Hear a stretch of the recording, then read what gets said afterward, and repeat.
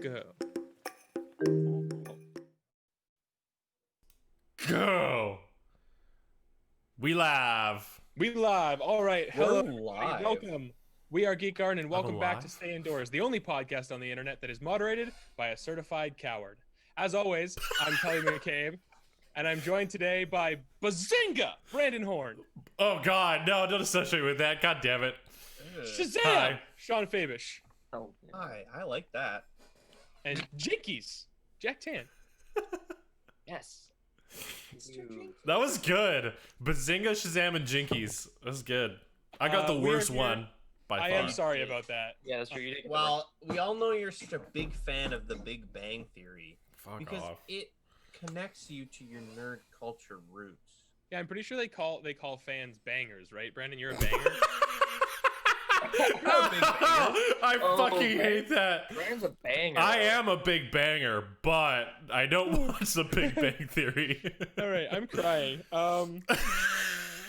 But no, I am sorry. Sometimes, the creative process, Brandon, means you can't edit yourself. You know, when thoughts come to you, you just have to go. with Right. them. Yeah, Right. you know how it is. Yeah. So I also get emotional when I think of Big Bang Theory. I had, It's I had the Bye. impulse, and I had to It's do fine. Yeah? it. We are here as always to talk about video games and nerd stuff. Specifically, we're going to be trying to finally finish our look back on the dirty old gen. PS5s and Xbox Series are out now. We don't care about the ones, Yes. fours. Xbox Series is. The Gross. 360s to the ones, Serious. Get out of here. to the original Xboxes. Just trash. But before we get to that, I need to check in with my boys. Jack, how Yeah. are you doing? What's going on? Doing okay. I mean, what did I even do this week? To be honest, Did you get to go up this week at all? no, I couldn't because it was raining. So Fuck you, weather. right? Fuck you. Yeah, weather. Weather. I mean, Heck. it's probably not gonna happen this month. To be honest, Yeah. doubtful it's gonna be any good weather. Do you think you're just kind of done until the new year, or what? At this point? Yeah, probably most likely, because like we need 4 elements to be aligned perfectly, and like Air, earth, fire, and water. Oh, There should be no fire in your plane, and also no earth. yeah, they should be perfectly aligned. Yeah, the alignment is that it's all the way over there. Exactly. The fire is the sun, because you need to have clear skies. You need to be able to see the sun. That's the Yeah, fire. Brandon, get on board, you dumb dumb. Whoa! How do you I not thought know that- fire is sun? I thought that element would be helium, but School stuff. Okay, we're talking Oh. about the traditional Greek elements versus actual right. chemical elements. Brandon, come on, I need you to. I really need you to get on board right now. Sorry, I'm Not just so so into cool. Yes, modern Brandon, science. Yes, Yeah. yes, and Brandon. Yeah, not Not no, but. no, but like helium. I like magnesium because when you put it in water, it explodes. It's like, come on, bro. Okay, Sean, weird flex, but okay. Yeah. I don't know. That's the only alkali metal I know. Did you know if you Oh, put a dropping some Mentos terms inside here. a Coke bottle? Coke bottle. Try Hey that. guys, this is Jack's time to talk about right. We've commandeered it to talk about elements. Jack, Science. it won't be on our list of games for today, so I know you've been playing some Watch Dogs Legion. How's that been?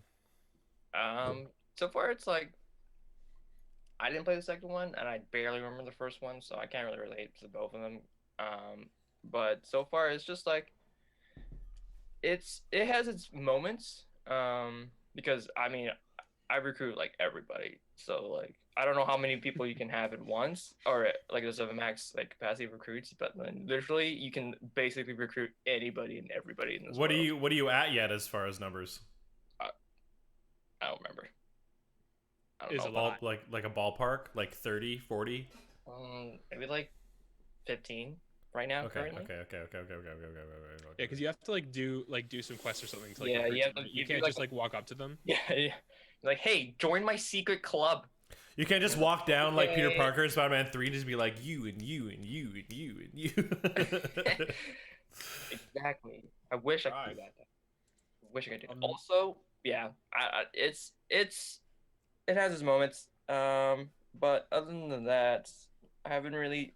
There hasn't been really like standout, like oh my god, this is the best game ever, sort of anything right now. So we'll see. I haven't. Have you been playing with permadeath? Have you like lost any characters or anything like that? No, I have Okay. not. Honestly, the only character I've ever really played is the person who has gun kata because that's amazing. Kata.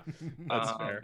That's yeah. fair. A mathematically. And also this like firearms. James Bond character. So like those are basically the only two characters I've ever used because why would you ever use anybody else? Which raises the question: why not just make a fun gun kata and/or James Bond game? Oh, that'd be so cool. Well, because there are some people who are going to be like gamer grandma. I want to be the gamer grandma. Yeah. Well, just the next James Bond, just cast fucking, I don't know, Betty White or something. Betty White. Yes, dude. Because I mean, there is yes. someone who wants that out there. Janice And- Bond. It's me. No, I still wanted to play James Bond. Okay, cool. Like, She's still gonna have sex with plays a lot of she- women. She Yes. plays, yeah, she plays a Yes. man. Betty White plays like the Pierce Brosnan, Daniel Craig, like the same man. like- It's the same dude. Yeah. But The James it's- Bond. exactly. It's actually a prequel. And Idris Elba plays M. Beautiful. Wait, what? Perfect. Who's playing Absolutely. Moneypenny? Moneypenny. also Betty White. It's like a. It's like an Eddie Murphy or Mike Myers like thank you, comedy. thank you. Exactly. All of the roles are played by Betty White. And it's being John Malkovich, but it's Betty White as Exactly. James Yeah. Bond. Yeah. Exactly. There you And go. There's various fat suits that Betty White wears. You know, Amazing. Yeah. classic. I want classic this so stuff. badly now. I want this movie. But I want it to be a serious fucking drama. Yeah. I want to Yeah. cry during this movie. Like if I laugh once during this movie, it has failed in its goals. Failure. That is not what I'm here for. When I'm here to see Betty White play James Bond, I'm here for a very serious look at the psyche of a British spy and the toll that takes on his/her state of mind. I'm Sean, changing. how's your week going? I'm changing the name of this podcast to Betty White as James Bond. all I can think of now is just Betty White playing James Bond, and you know the scene in Community. Did you guys ever where she shoots the man with the poison dart? Yes. Brings piss. Because in the classroom. Yeah. You could just fucking Oh, put yeah. that scene Yeah. in this movie, and it would Yep. be perfect. Yep. Just like toe to tip. That's a bark. My week is going okay. Lockdown sucks. Yeah. I Yeah, miss my Brandon, come on, pick it up. Word. Other than that, it's fine. Like it's the same stuff. Yeah. My sleep schedule is fucking bananas now. I don't know if you can tell. It's really bad. So we did a raid, and like it was fine. I wanted to do it, but I didn't really want to start that late, and we started at 9, and we This fucking, in Destiny? yeah, and then we were up just so fucking late. He's bitching about our raid the other night. I did this Yeah. raid and it fucking Yeah. sucked. It And fucking sucked. And the I, people I was like- playing with are a bunch of fucking bitches. and they didn't even worst know how ever. to use a katana. Sean, I'm disappointed. You had a chance to once again talk about how the katana is the greatest sword ever made, and you didn't take it. Yeah, I was going to, and then you interrupted me to say that my joke before I could get to it. So Gotcha, now, bitch. I've got no joke. That's right. So this is how I feel. I feel like you've taken something. this from is my Sean heart. jokeless. He's kind of useless. I'm jokeless. Sean, we waited to start the podcast for you, and you're not even coming with the jokes. What are we doing here? It's like I should be fired from my position.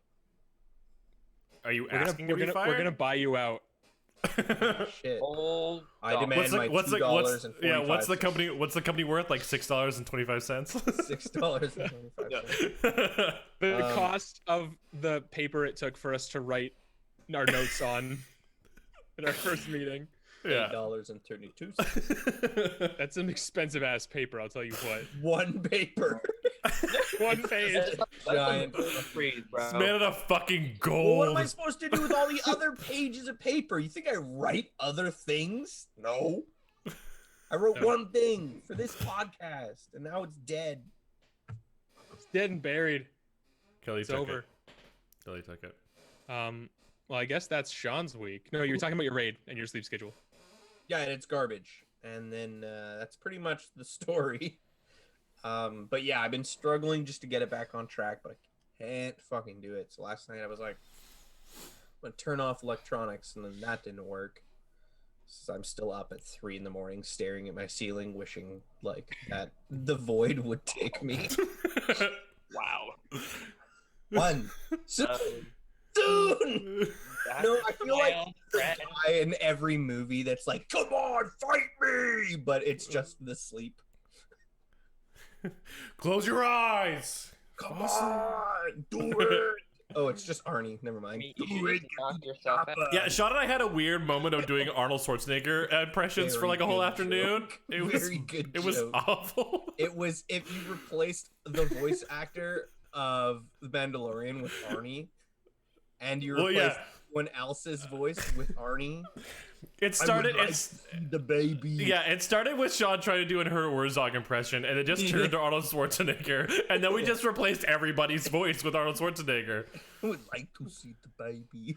I like those And odds. bounty hunting is a complicated profession. God. Amazing. Proof of termination This is is- also acceptable for a lower fee. It's So kind of a wild Stupid. tangent, but have you guys seen the like fun fake beef that Schwarzenegger and Stallone are having on social media? No. Oh. No, I think they've done something similar before though, but yeah, it's just a Stallone reason why has. I haven't I done think it. he has like a new Rambo movie coming out or something, Another one. and Rambo? he did Schwarzenegger did some video talking about like oh, congratulations on your new movie, and like that new knife you have in the trailer, whatever, it's really impressive. But then he like pulls out this big knife and he does like a Crocodile Dundee sort of bit where he's like, this is a knife. I have seen that. Yeah, it's And fucking then- hilarious. And then I can't remember what Stallone did, like another video where he just like shot back at him and like was sniping at him and stuff. It was just kind of fun because like, you know, they've been in the game for a long time, they've worked together a lot. It's just always fun to see that kind of stuff. Yeah, I think Arnold Schwarzenegger pulls out his knife from Alien. Yeah, I think, and then like Stallone comes back and pulls out like Yeah. a gun or a knife from like one of his, and they just keep like fucking me like, this is a knife. No, this is a knife. It's fucking great. It's amazing. Very good joke. how are you doing, Brandon? I'm doing good. My week has not been the greatest, but for whatever reason, I woke up feeling like great today, and I have no idea why. I was Nice. just like, I just like woke up and I was like, I don't give a shit about anything. Fuck it. I don't give a fuck. Sean's pointing at himself. It's true. You probably did wake up feeling good because he was still asleep. There was something missing from my world, but I was glad it was gone. Glad it was gone. But no, I just had like some stuff come up with work. You guys all know now. I was talking about it before we started, and it was just like it really stressed me out yesterday. But that said, I think I got to like a peak yesterday. So this morning I was like, I don't give a fuck. Which is great. And we finished painting our fucking bathroom and our bedroom now. I feel like I keep saying that we're like finished, but now it's like done. Like the bathroom is being used now. Our bedroom is back set up. I'm gonna post some progress photos at some point on the Discord. But Nice. yeah, it's just nice. And we like Toilet. It's very cool. and we like moved a bunch of furniture in the living room, so we had like 2 TVs set up in like a second entertainment unit, and it got to the point where no one was using the second TV. It was just there, and it was the entertainment unit that Sean and I like took from like our past, like our neighbors at our old house, and it was a piece of shit. Just like threw it out, but now we have a fireplace we can use in the living room, and it's really, really cozy. And yeah, I've just been good. It's good. Oh, you guys got rid of that? Well, it's downstairs. It's in the pub. So it's to be junked. I mean, unless you want it, I don't. then yeah, it's to be That's junked. Kelly, how are you doing, my man? How you doing this windy day? The week's been all over the place for me. What is the win here? Just like the last couple days, I've been in like this weird spot where like I want to I want to do something, like, you know, I always want to be doing something, but I don't know what I want to do, and like nothing's really appealing. And I've been playing so many video games for so long because of, you know, COVID and because of my injury and stuff, that I just felt, or my surgery, and that I just felt like That's kind of my default. Is like I go to play games, but then I go to like play something, and I'm like, there's nothing I want to play, and I kind of don't want to keep playing video games, but then nothing. So I'm in like this weird I feel yeah. state where like I can't decide what to do with myself. But on the other hand, I finally managed to publish my Avengers video, Woo! and I also Yeah. like beat the first playthrough of Miles Morales, Oh shit. Hell yeah. which is I think why I'm like kind of I don't know what to do with myself because I was You're like now- so yeah, stoked for Miles Morales you're for in so long, limbo and then now, that's yeah. done, and I'm Yeah. like, what do I do? I get that anyway. I beat like a really long RPG or something that like that's all I've done Mm-hmm. for like X amount of time. I'm like, I don't know how to fill this time anymore. Sean, you usually throw yourself into a book afterwards. That is I find true. it's usually what you do.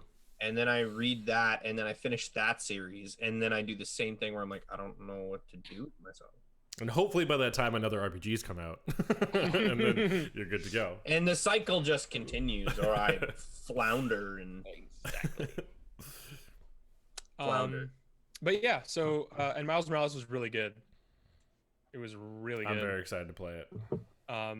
When I'm like 100% down to play it again on PS5 when I finally am able to do that. The thing that's really cool about it is obviously I won't get into any like specific spoilers. I won't even talk about specific mechanics, but they probably could have gotten away with basically just making the game play like it did with Peter in the first game, but then like adding a couple little effects for his extra powers. Like mostly a reskin kind of a thing. Yeah, but they really like obviously he's got a lot of the same abilities and stuff. Like he's still a Spider-Man, he's still web swinging and fighting a bunch of enemies and stuff, but they really integrated his unique powers and stuff in ways that I think are really cool. And they also like use that to help influence some of the objectives and like missions for like side missions and little like activities and stuff. They like incorporate his abilities, like so you're doing stuff that Peter like couldn't have done or would have to do differently. Which is really nice. So in terms of like the game design, it really feels like justified to have Miles as like this whole separate character. And then they also improved on some stuff that just like base game stuff. Like now you can like climb on a lot more ceilings and walls of interior environments. And Nice. you can do wall and ceiling takedowns now from stealth. So if you're like climbing on the ceiling and you get above somebody, you can like drop down on a web line and grab them and then stick them to the ceiling. Yes. And then Thank keep, you. which is just so fun. It's so good. It's so amazing. Is there a part where you play as Mary Jane where Spider-Man's supposed to be on the roof, but if you look at him, he just teleports? So that No, was my John. favorite part of Spider-Man. 100%. I actually love that part of Spider-Man. Yeah, no, Oh. it's great. Except when he teleports. Like, I didn't know that he could do that. You're not supposed to look at the ceiling that long, Sean. He would What? have to teleport eventually because the game doesn't know which character you're gonna pick next. So they have to Nah, move They him. know. They know. Nope, that's not how anything They works at all. They know. But no, and also it has a really good story too. It's obviously like a lot shorter than the first game, but it's just kind of like a 1.5. And it's good. And it just like I already loved Miles and I just love him even more now. He's great. He's real good. I'm excited for you guys to eventually play it because it's fucking sick. I really want to. If I find myself with some crazy free time within the next like before December, I'll probably buy it and play it. But if I can hold off until like I have a PS5 or once I'm on like winter break or whatever, then I'll probably wait till then. But I want to trace on the ray. Trace Get on that the ray ray. tracing, baby. All it is I have just gotten so used to the quick boot times and fast load times that a solid state drive provides that like every time I turn on the PS4, I'm like, why isn't this done loading immediately?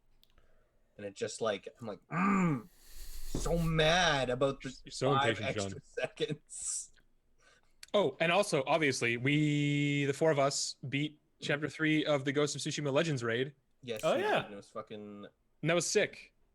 It easy was video really game. fun. It was good. easy. Easy Baby time. We should do a run of it where we all use underpowered gear, and it'll still be easy video game. I think the lowest you can be is like 105 or something. Yeah, lowest you can be is 105. I think it's So you 100, have to put oh. all 105 gear. Well, yeah. We I all started chapter essentially one at had that 101. though. We essentially all had that was 100. We just had like mine was like 106. Sean was like 102 or something. I was like, 110. Yeah. Like what? Like it's not much Yeah. higher. Like the difference between what the lowest you can go in and the highest possible is not. Yeah. not Fair a big enough. deal, so are Sean. Dreams crushed. Okay. Yeah, I know. I'm bad. Yeah. All right. Well, now that we're all caught up on how we're doing, boys, are we ready to look at the? Again, we're shout out to the Guardian. We're using the Guardian's list. It's just a random list of their top 20 games of 2019. It's a perfectly flawless list. one random. I have two things I just remembered. One of them was a game that I wanted to include because we missed it last week, which was For Honor. Dude. Because it wasn't on that list. And then And the it other thing was just like 2017. a random piece of like feel good news. You guys all know like Alana Pierce, right? Like from Funhouse, like she was on IGN, Inside Gaming, whatever. So she like left Funhouse 3 weeks ago, and she couldn't announce what her new job was because like the company she was like going to work for wanted to control PR and everything. Yesterday, she announced that she's now a video game writer at Santa Monica Sony. Oh. And she was like, she was so fucking hyped. Like, yeah, like, and I'm like 99% sure she's like working on God of War 2. Like, she's a junior writer on God of War 2. And like, she was so stoked, and I couldn't help but feel so fucking happy for her. Like, she was like, yeah, I've been working on the last like 5 years wanting to go into writing instead of being in like commentary and journalism.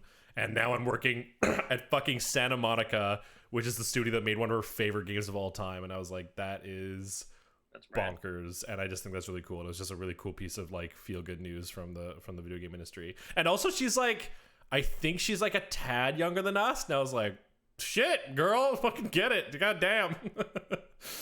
That's dope. Yeah, very, very cool. But yeah, For Honor. Yeah, dude, that's crazy. Yeah, 2017, still going. They're still adding content and stuff to it. It's one of those games where like I understand why it's not on that list. Like 100% I understand why it's not on that Or loot list. box. But For Honor is such a like, it's such a passion piece. Like, it's such a specific type of game. Like, nothing else is like it. Like, yes, it fits into the fighting game category, but I've never played a fucking fighting game like that before. Mhm. Like, it's so good. And just like the amount of hours I put in that game, like mirrors Smash Bros. Arguably, probably more in the years that For Honor has been actually out. Probably more, to be honest. Yeah. Yeah, I love that game. I fucking love it. And I'm sad that the meta right now isn't great, so we haven't really been playing it, but Yeah, it's I love it. weird because like it's one of those things where even when you're super frustrated with it, if you want to play anything even remotely kind of like For Honor, you basically have to play For Honor. Like there's a few Yeah. PC games like Mordhau and stuff that came out that have like some similarities, but in terms of like the actual experience that For Honor offers, it's basically just For Honor. yeah. So I don't think it's perfect by any means. I think there's a lot of design there that I'm not a huge fan of. But yeah, it's just fun, and it's the only thing that scratches that itch. And like, you guys remember how fucking stoked I was for it before it came out? Mhm. Like, I don't recall. hell yes. Because I'm pretty sure it was definitely announced before, and I think it even came out before I was even like before I'd started going to Blood and Iron. Before I was born. Yeah, it was like February like 2016, 2017, I think. 2017, Okay, there you go. And yeah, so I'm pretty sure that was before I started going to Blood and Iron. I think it was like that summer, like afterwards. So it was just, and that was like when I was really starting to get into like HEMA as like a thing. And when I was like finding all those like YouTubers and stuff that talk about arms and armor, and I was taking it from just kind of like, yeah, I like swords because of fantasy, into like I'm really learning about this stuff and like really invested in like the material culture.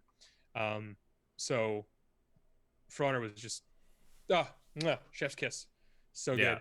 good. I still have it installed. Like I would still play it at the Oh, so drop do of a I. hat. Yeah, I I also saw have it it installed too. installed still. It's what, yeah, There's it's a place just For Honor after I'm this. like, Fuck yeah. I'm just like, I'm trying to think of like games that you would play as an alternative, and none of them do the same thing, because like it's like, oh, I want to play as a samurai. Okay, sure, play Ghost of Tsushima, but you're not going to get that PvP element. Sure, you want to play as a knight. I guess you play Mordhau, but Mordhau is a kind of a different beast. It's like first person, Yeah, you can and use it's a like pan. little goofy. Yeah, it's goofy, right? It's a Smack little someone with a janky. pan. It's meant to be kind of like a weird sandboxy like first person fighting game. and then playing a Viking, like I'll play God of War, Assassin's Creed Valhalla now, I guess, but like that's really it. But that's a different experience. And yeah, but those are both single player linear games, so well, like, Valhalla is an open world, but yeah, it's just it's not the same. And also like the variety of the characters you get in that game is just like really really cool. And like, dude, like I could spend hours on fucking For Honor fashion and just like looking at like people's fucking like setups and their like, it's so good. I love it so much. They've added like more materials too. You can get like red and green like medals now. Oh, damn. And they also just like got rid of the restrictions on like attacker defender colors, so you just like set a color scheme for your character and then you're which good to is go. so nice. Yeah, and like I always, you know, I'm always thinking about like how different design and stuff could be implemented into other games. And one of the things that I really love is like that I would love to see is like some kind of like fantasy like RPG that incorporates a bit more of like For Honor style of combat, where it's not just like light attack, heavy attack, just kind of mash at this guy, but having to like block certain spots and like cover your lines and like all that stuff I think would be really cool. And like if you got to kit up like a knight and then go out on this like open world RPG quest, and then when you're fighting enemies, it's got a bit more of that system where you're in like these duels as opposed to just kind of swinging weapons and having giant hitboxes, like really focusing in on enemies and like having to be a bit more strategic. I think that would be really really cool. That's you're describing the combat system of what was that game? Kingdom Come Deliverance. Yeah, but then it was also first person, which just I don't like first person melee systems. Yeah. I mean, fair, but yes, I am interested in Kingdom Come Deliverance, and like I keep looking at it like I want to play, and I don't know if I do, but nah. Kingdom Come Deliverance is also different though because it's not fantasy, right? It's like it's very like painstakingly historical. Yeah, it's a historical game. Yeah, you which I'm also super into. You have to learn how to read that game. I'm not going to get into like a history lesson, but that's a little bit overblown from what people think in terms of peasants. Well, but again, Middle Ages is like a really big time frame and covers a wide geographical area. But basically, I mean, I can't read now, but literacy, for the most part, when we talk about that, it's referring to Latin because that was what like important texts and religious documents were written in. But a lot of people could read like a local dialect or some form of language that they would use to communicate with each other. Ye old English. Ye? Or French or whatever. Ye old Francais. However, that is a cool mechanic, and I think it's really neat. You have to like learn to read over the course of it. To be honest, I would not be opposed to like, and we can move on after this, but I wouldn't be opposed to like even them making a fantasy RPG in the For Honor setting. Like they can 100% do that, right? Like you have like your 4 different kingdoms, and like you can choose like where you come from, and then the game kind of goes from there. Obviously, I think like another IP would be really really cool too. But if they wanted to, I'd fucking play it. I'd play the shit out of that. Because like the lore's not great, but whatever. But they can work on it. They can fucking they can make it interesting, right? Yeah. You could be Apollyon. Oh my god. Oh my god. Oh my god. You're all sheep. You in X game mode. The dogs of war. You can basically be Apollyon now with the warmonger. She's basically Apollyon. Let's just. I know. It's silly. It is. Oh my god, is that corruption mechanic still in the game? I think so. I don't know if they've tweaked the numbers, but it's definitely still in the game. That's like her feats. That's dumb. Yeah, I actually jumped in a couple weeks ago. It wasn't as bad as I remembered it, but I was also playing against bots, I think. But now you can also get her though. No, I didn't mean the corruption. I just meant playing, like with the core combat update and stuff. It was like having some time away from it where I like my muscle memory kind of got undone a little bit. So when I came back, I wasn't trying to do things that like you literally couldn't do in the game anymore. Yeah. I don't know if I'll ever forget top parry punish. I see it in my dreams. Can you not top parry punish with Lawbringer anymore? No, you can. It's just the timing's different. Oh, right. So it's just like hard to get.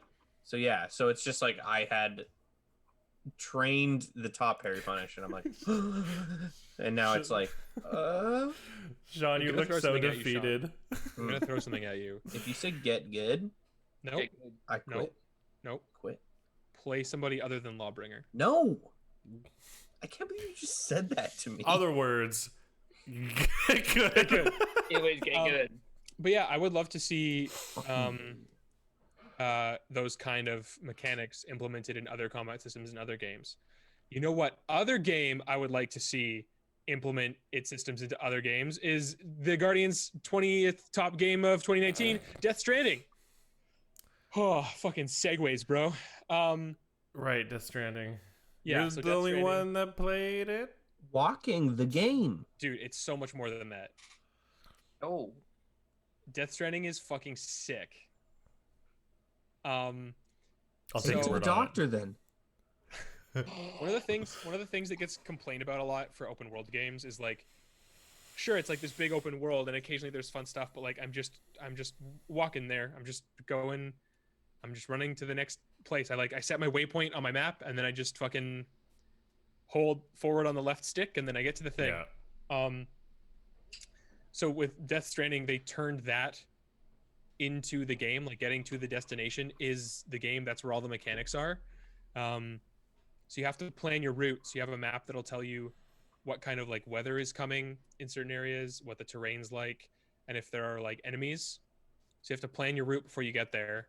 Then on top of that, you have to like equip yourself with the gear that you're going to need. And because the game is about delivery and you have like a weight limit and you have to like arrange the gear on your backpack and on your body, you know, in a certain way so that it all fits. Because of that you can't just carry like 17 ropes and 9 ladders like you can in other games. You have to go like, okay, there's a couple cliffs. I'll probably need a couple ladders. I have to get down the other side, so I'll take a climbing rope. That should get me across. If you get stuck, you can go like try to like raid little enemy camps, like steal another ladder or something. So you interact with the environment in really fun ways. And like if you see like a chasm or something down below and you're like, oh, I wonder what's down there. If like there's like a person down there, you find out like that's your objective you have to get to. You don't just like kind of awkwardly go down the cliff face on like random little those like conveniently placed horizontal platforms that let you kind of jump down. You stab a little like climbing spike into the ground, you throw a rope down, and then you climb down. And I would love, again, in terms of open world design, I would love to have to do stuff like that in more open world games, like make the world something that I have to interact with. Hideo Kojima's games, or at least this game specifically, they feel like the type of game that like not everyone's gonna be into, but they implement on such weird game design that it's stuff that will come back later in a game and you won't realize that this is where it started. And so I think as much as I'm like, I'm not interested in playing it, but it's not really on my list of go-to games to play. I am very excited by because I've heard you talk about it a million times. I've heard other like reviewers and stuff talk about its like travel mechanics, and I'm excited to like I'd love to see that in more open world games where it's like you gotta fucking plan your trip, dude. Right, whether it's like the type of mount you use if you're in an RPG or like a fantasy world, or like or the the rations you need and like shit like that. I think that's cool. That honestly, that's an element that like you do when you play like play like tabletop games, right? It's like you figure out what gear you need so you can get through the environment. I mean, we all know that fucking marsh. Fuck that goddamn marsh. And what's that look in your face, Sean? What marsh are you talking about? Yeah. But yeah, I'm excited to see that used in other Gross games. Marsh, Sean. Oh fuck yes. that marsh. Did you actually not know? No, I think I might have. I'm still like waking up, so I'm like, I think my brain just went. And then I heard marsh. I was like, what? What a marsh? Talking about mounts, Brandon, that's like another thing is there's vehicles, and there's like these like charging stations that you can build, and there's this whole social element where other people can build and are building parts of the world that like you interact with as well, which is just fun. You feel like you're all in this together even though you're alone. It's kind of like a Dark Souls feeling where people leave messages and help guide you to where you're going. Love that shit. But if you build roads, which you can all like contribute resources together, they act as like charging stations. Like the roads charge your vehicles to get you farther distances, but otherwise they're all battery powered, so you need to have these like charging stations throughout the world. And so you have these big vans that can carry a lot of cargo, so you can like go to a bunch of different stops. But you also have this little like motorized tricycle thing that's only has room for a few packages, but can also go a little bit more like all terrain because it's a little bit quicker and can kind of like navigate weird obstacles a little bit better. So even that's like a decision, right? And like, you know, fantasy RPG, you could have like mounts that fly or mounts that are better at climbing up cliffs or something. I love Those are things that are better for marshes. The I would steers. Imagine if like even in like The Witcher or something where you had to like go to a monster nest and you know it's over in this place and you have to like climb down a cliff, so you have to bring like ropes and stuff, right? Like Mhm. it just makes the world feel like a real world, like something that's lived in and you have to deal Yeah. with. I'd love it in Assassin's Creed games, even if stuff like that was more prevalent. Assassin's Creed should take notes from what's that fucking game that just came out? Something Heist. Where you have to. It's like the textures and visuals of it is kind of like Minecraft, but you get put into an environment and you have to like Oh. set up Teardown? your escape. What's it, Jack? Teardown? Tear down, yeah. You have to like set up your escape route before starting the heist, and then what you do is you like steal the painting or whatever, and then you have to like go through all like you have to break the wall, get the getaway car, like walk across the telephone line, like all this, like it's so cool. That sounds sick. It was shown at last E3, like the virtual E3, and it just came out. But it's like, yeah, it's like the whole game is about prepping your escape, and then you escape afterwards. And if you did it well, then you get out of there. And I think dope. that's another game that could take note that they should take notes on. All right, that's Assassin's Creed, Teardown, and Death Stranding. Just combine those two Done. games. There you go. Next one on the list is Baba Is You. Has anybody played it? Oh, What the fuck? Baba That's is me. on my wish list. It's on my wish list, and I really want to play it because I want to be Baba, and I want to change Baba to Win. Win is me, and then I want to win. Simple. That was a very interesting little language was. train of logic you just made. Sure. But I like that. No, have you never played the game? No. Okay, so the game it's a puzzle game, and the puzzle game there's text that says Bubba is you, and you can take Bubba and you can move another word into place like the word win, and if you move win is you win that round and you move on to the next puzzle. That's fun. And then one of them is like you can change the word rock is you or rock is Bubba, and then Bubba and rock move at the same time. Like it's very complex, but it uses like the syntax of this like word puzzle to help you solve all the Never problems. even heard of it. Cool. Sounds It's cool. actually dope. I've heard of it. I just didn't know how it was played. Yeah, that's really cool. That's sick. Yeah. The Outer Worlds. The Inner World, I've been meaning If to only play the Outer if only Worlds. Benny was here. Benny loves it. Benny's the only one who played it. Benny Yeah. loves I that fucking think game. Leah also loved it. Interesting. I mean, basically, if you like Obsidian RPGs, there you Yeah. go. There you go. yeah. That's what's up.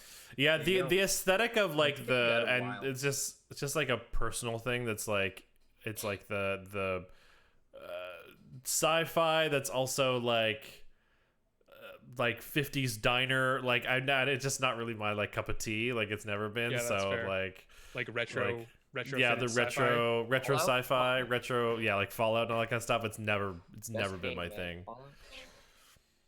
So I will say I think it's cool that people for a long time have kind of been ripping on Bethesda, and for a lot of people, I don't play Fallout, but for a lot of people, Fallout New Vegas is like their favorite or one of their favorites. You're And correct. so, Yeah. and they did that on like a shoestring budget and got kind of dicked over by Bethesda because they like were like 2 points under the Metacritic score they needed for like getting bonuses or something, like something fucking stupid. Like their actual cash bonus was tied to how high the game scored on Metacritic, So that's fuck you, cool. Bethesda. That's and they bullshit. like didn't quite get it, even though they made the game in like a super small time limit. So the fact that they're kind of like doing that but on their own now, I think is just really cool. Like they're clearly passionate about that and they get to just make that. Well, they just are better. They're better developers, I think. than, Yeah, and I just think it's Bethesda's sick. in-house team. I just think it's sick that they get to do that, they're like, okay, we're gonna make Bethesda games better than Bethesda. Like Bethesda's good. Don't get me wrong. Like the thing about Bethesda is they'll release a buggy mess, but then the community, in a funny way, will actually fix those things. Which is like it's kind of the game like you can fix if you want. Like if you play it on PC and you have the mod tools, just like you can fix it. Like don't complain about the game, just fix it yourself. No, man, if I'm paying money for their game, they need to sell me a fucking functional game. I understand. Like, look, I get it, but what I'm saying is that's the benefit of those games in that community is like, you play it, it's still garbage, but you can fix it. I'll just Right, play But Whereas- that's only a recent thing though, dude. Like that's not always been Bethesda. No, it's always been Bethesda because people have fixed Oblivion. Like these games, like on PC, are just that's just the community, right? Skyrim now is obviously way bigger, but like Was those Oblivion games- like innately broken though? it wasn't like innately broken, but I mean like things that you don't like about it. Like it's customizable in that modding community. Like people just remove certain features from the game and replace them wholesale. Like you know what I mean?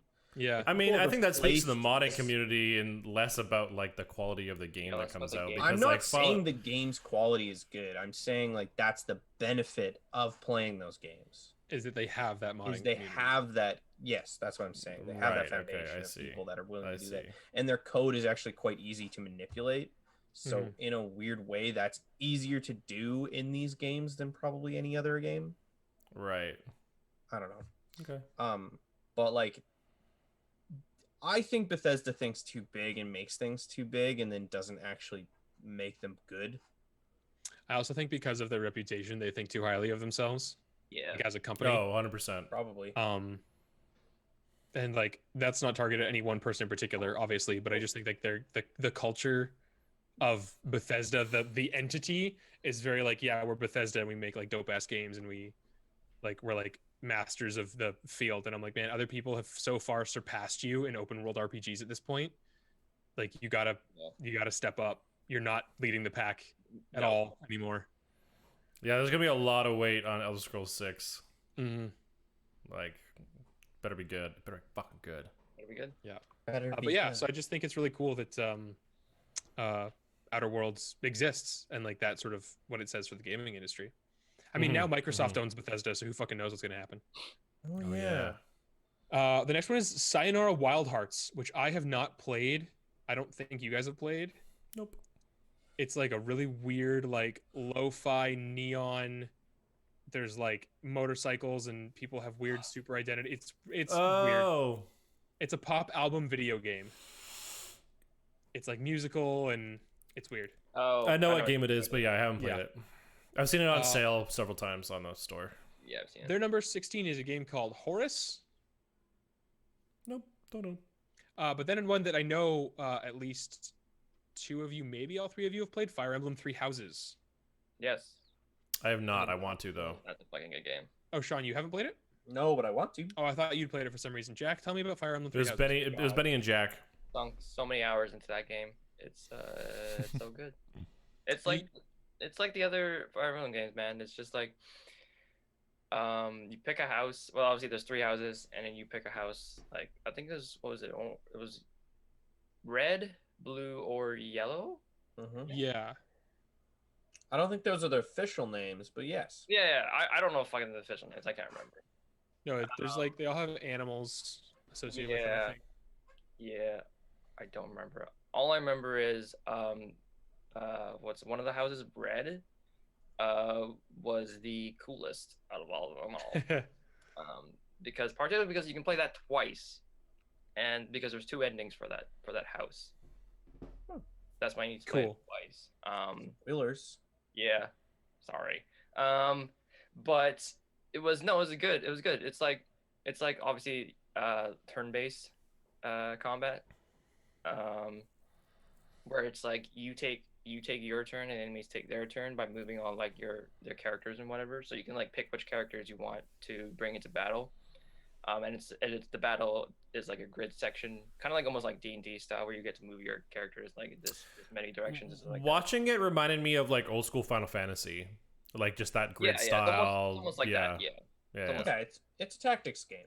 Yeah. Yeah. Where you want like specific characters do like more damage to like this other character because like they're flying and they're like on the ground or whatever. So that you want to bring this character, but you don't want to bring this character because if there's archers, then you don't want to have them go into the fucking battle and just die automatically to archers.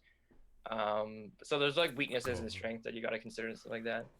And then there's like a fun rock paper scissors element with like sword axes and Yeah. spears. Yeah, almost like sort of like that. Like yeah, if you like, They got rid of that for Three Houses. Am I Did tripping? they? That would be sad. honestly can't remember, but I believe it was like if you there's like a percentage chance I think and you get to see it beforehand. So like there's no like there's no like running in and then finally noticing that that like they're weak. The one character you wanted to attack, you're like, oh shit. So you could kind of like move them first and then see how much like damage or what the percentage chance of you hitting them is before you can actually like commit to the movement, which is kind of good because fuck that shit, dude. Yeah. Because that makes you want to save every turn, but you still can do it. Yeah. But like that just takes too long. Couple little clarifications because I just double checked. They did get rid of the iconic weapon triangle. Yeah. Why? They use like different mechanics for how they like for dealing with your enemies. And the three houses are the golden deer, the blue lions, and the black eagles. Because Blackie. And the black eagles, I think, have a red emblem. Yeah. It's like a black eagle on a red crest. Yeah. Golden deer. Did you find hell yeah. Jack? Did you find that you were like really invested in the characters and the story as well? Yeah, dude. The characters are sick. Okay, cool. So good. The main character, obviously you're like the the one sort of like Yeah, You're yeah. the stand-in. yeah, exactly. But like it's like it's fine. Like you can obviously pick male, female, but like it I didn't really like pay attention much to the main character, like you as the character. I really paid more attention to like the other characters because they had like this other like side stuff that's happening. You can do like their quests and whatever, and also like the downtime of the game. So it's not like all just combat. Like the thing is about that game is you can avoid doing combat if you want. You don't have to. It's only after like every month at the end of the month you have to go through your combat because it's like part of the main story progression line. Right. But throughout the month there's like each week you can do different stuff within like the I guess you can say call it the hub section or whatever. The So like school. you can do like different stuff. So like you can what's it called? You can train people. You can like kind of like get like make friends, I guess you would say, and then like you can like boost your relationships with them, or you can like decrease them if you want, or you can like give them gifts and whatever to like boost your relationship and stuff like that. So it's a lot of Does like does that have any benefits in combat? yeah, it does. So like Okay, it cool. boosts relationships like with like people who you bring into common with. Like I think you do more damage with them. Yeah, the pairs. The pairs, yeah. Yeah, you can like, I don't know if this is true in this Fire Emblem game, but it's true in other ones. You basically marry people off. You basically create like ships of different couples, and then you make them fight beside each other, and then they get Yes, better fighting yes. beside each other. So like there's a way. There's not like obvious shipping, but like there's a way to like have them do activities with each other, and then that boosts like their friendship. Doesn't mean like they're gonna get married or whatever. It just boosts their friendship. And so It's like, It's just shipping simulator. I That's mean, all it is. yeah, yeah, but it's like it's a also little like bit. Fire Emblem Hogwarts because it's like this battle school, right? You're exactly. Yeah, all it's these like a battle kids school. how to Yeah, fight, yeah. which is Battle questionable, but all right. Yeah, I it's just wanna go to kids battle. fighting each other. It's fine. I mean, it makes sense. Think about it. You're like, oh, I want my kid to learn how to fight good. If it's like, I totally get it from like the standpoints of like nobles or something too. You know, like they need to know how to like wage war and like lead troops and stuff. Yeah. But So- cool. Hell yeah. I want to check that game out still. I really do. Fire Emblem is one of those games that's like always just. Just We do talked it. about it before. It's like it's just there's like here's the bubble of games that I'm actually gonna play, and then Fire Emblem's like right here. Like it's do it. just Yeah. Just sink Yeah. your teeth into one. They're fun. it's fun. it's a big investment, man. It's They're, true. you know what they are? They're perfect travel games if you're ever going to like go from point A to point B. True. That's true. Because you can just like you can put it down and it won't kill you. No. I usually go point A to That's point true. C when I travel. Ooh. Okay, well you can skip steps, I guess. No, I'm not Well, skipping see- anything. It's just I'm going to point C. It's actually a place in Richmond. You're going. Sunless Skies. Sean, have you played Sunless Skies? Have I? Let me I'm Google. only asking because it's described as a gothic horror space exploration game. I know about Sunless Skies. No, I haven't played it. Yes, I think I own it though. Cool. Um, Okay. Well, if you ever play it, let us know how it is on this very podcast. I've watched a bunch of reviews. You are, it's weird to give you a quick brief overview. You are a boat in a eldritch horror. Like basically, they find this. If it's either a planet or it's under the planet that you're on. It's this massive ocean that's like covered in a crust. So it's basically perpetual night in this ocean, and you're a little tugboat trying to go from like place to place in this sort of eldritch horror terribleness thing. And you like go to a hub, and then you solve some like point and click adventure problems, or like text problems, and then you travel around with your little boat, and you upgrade your boat, and you do jobs, and yeah, Fun. it's weird. And the second Terrifying. one, you're a train in space. So yeah, Sick. Cool. Terrifying. Observation. Space. I'm going on to the next one. I don't know. It's like, yeah, cool. That's Cool. what it is. Observation. I don't think any of us played that. Hypnospace Outlaw. Nope. Okay.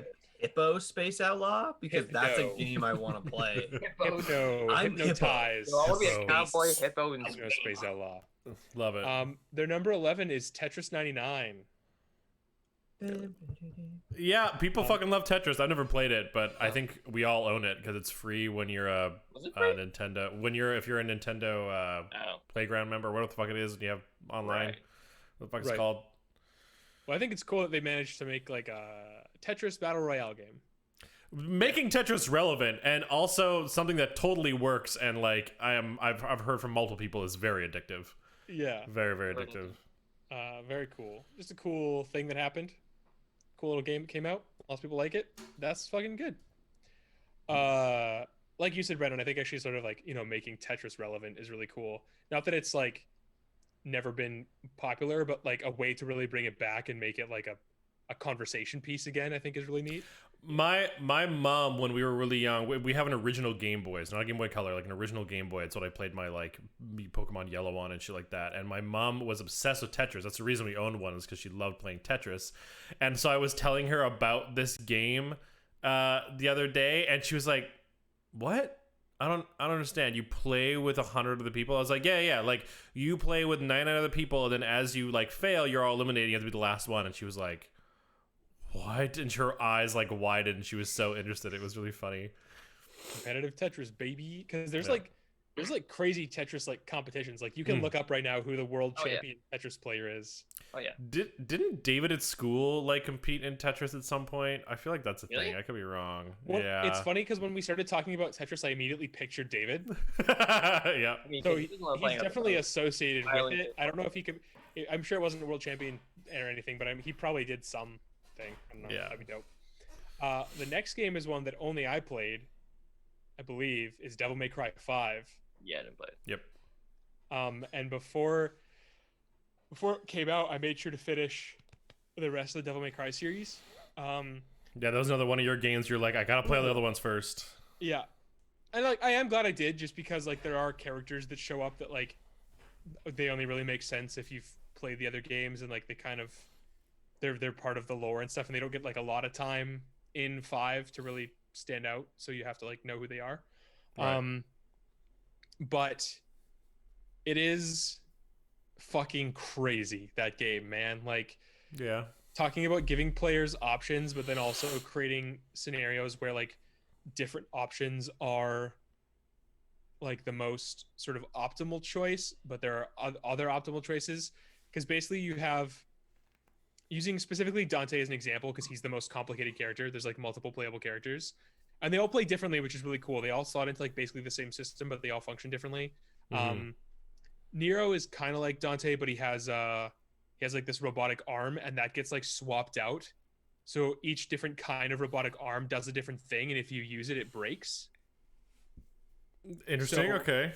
So you have one move that's constantly like cycling. It's constantly becoming something else. You can use them without breaking them, but if you get hit while you're using them, it breaks, and you can like do like a buster or a breaker move, and that'll like do extra damage but cause it to break, and then cycle in the next arm. And they all have Cool. different effects and different combos and stuff. V, who's like a new character for 5, he's like really frail and slow, but he's like a summoner. So he has like this like these two like demons. One of them's a bird and one of them's this like cat thing. Kind of looks like a displacer beast. And so his melee attack is the cat, and you can do combos with the cat. And his ranged attack is the bird, and you can do combos with the bird based on like directional inputs and timing and stuff. But then enemies don't die from them; they have to be finished off by V. V has like this cane, so you have to like Interesting. weaken them and like position yourself so that the enemies don't get to you, and like use the other animals. And then once they're weak, get in close as V to finish them off with the cane. And then his ultimate, he like summons this big fucking golem thing that he like rides on top of and like does all this shit. But then Dante has multiple styles. His things, he can switch to these different styles that change some of his combos and give him access to different moves. And then on top of that, he has a suite of different melee weapons and a suite of different guns. And each one of those weapons then also interacts with the different stances, like the different styles differently. So there's a sword, was it just called Swordsman? Swordmaster? That basically gives you special combos for your melee weapons, and it gives you different special combos for each melee weapon. And there's Gunslinger, which gives you different range attacks for each different gun. And there's Royal Guard, which is like a defensive stance, and Trickster, which makes you more mobile. But then on the fly, you can switch between any of those stances, like mid combo, and any of those weapons. Cool. So the variety, like at any given time, the variety of what you have to like knock a guy into the air, do part of a combo, switch to a different weapon, knock him to the ground, switch stances, drop down, block an attack, shoot somebody else, switch to a different gun to do like a rocket launcher to do a barrage attack on a bunch of enemies. So by the time you don't unlock Dante till like halfway through the game, and then you start getting new attacks as Dante. And so by the time you finish getting all the shit with Dante, the sheer number of options that you have is fucking insane. That's cool. Like I play a lot of like action games and like combat heavy games, Yeah. and I'd beaten the game and I was still going back to like look at my combo list because just the shit, and like they're all different and they're all useful in different scenarios. So you're trying to be like, oh, I know that if I, because one of his weapons is like a motorcycle that he like rips in half and then hits them with the two sides that have like wheels on them. And I was like, I know that if so I extra. use that, I've got this like grind combo that'll like wear that down his defense, then I can switch to the sword to finish him off. You get a move called cool, great, good, yeah, and you're trying to keep your combo up. And the thing is, the two systems actually work really well together because the longer you use the same kind of moves or combos, they get stale and they don't boost your combo meter as much. So if you want to get like the highest score and like do the best, which is like a big focus of that game, you need to constantly be switching out your weapons and experimenting with new combos. Right. And you get this one weapon called Dr. Faust or Dr. Faustus, and it's like a fedora that's been like enchanted. And Milady. when you use it, you use up the red orbs that you get from killing enemies. You basically like gamble them. So like you can spend them to deal extra damage to then get more orbs back. And like so that changes like how you approach combat entirely Right. versus the other weapons, but it still all fits into the same system. It's really cool. It's really crazy.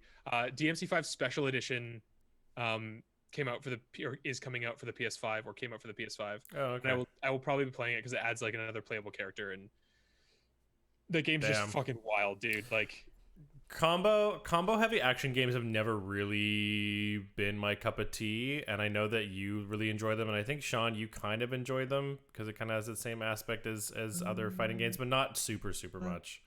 Like I remember when like because it's the same like as like Bayonetta and when Transformers Devastation came out.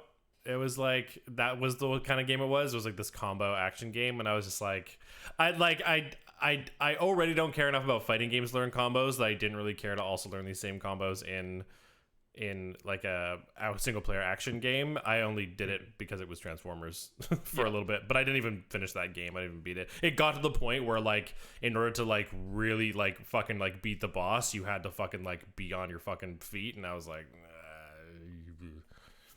I would say, like, as a personal preference, I prefer action games that aren't as combo heavy. Like just the general feel of something like a Batman or a Spider-Man as an example, because I've been playing a lot of Spider-Man lately. Like I prefer the fact that basically at any time I can use any given move. I don't really need to like get 3 hits into like a combo before I can then do the thing I actually want to do. I prefer that system as a personal preference, but Devil May Cry is like 5 is I think the best version of like a combo based action game that I've played. I mean, that's why it's so popular. Like that's Yeah. it's always been its thing. It and Bayonetta, I think, have always been the top of their Yeah. category. I think the guy who made the first DMC was actually the director of Bayonetta as well. That makes sense. Yeah. This one guy making all these games. Hideki Kamiya is his name. He was actually supposed to be the one doing Scalebound as well, if I'm remembering correctly, which got canceled because that was a platinum game. But yeah, definitely, like it doesn't make it into my top favorite games of all time by any means. But I think that it's basically a flawless game in terms of the fact that it executes what it's trying to do perfectly. If you don't like that, that's totally fair. But like when like they set out to make a game and they were like, this is what Devil May Cry 5 is going to be like, they did it.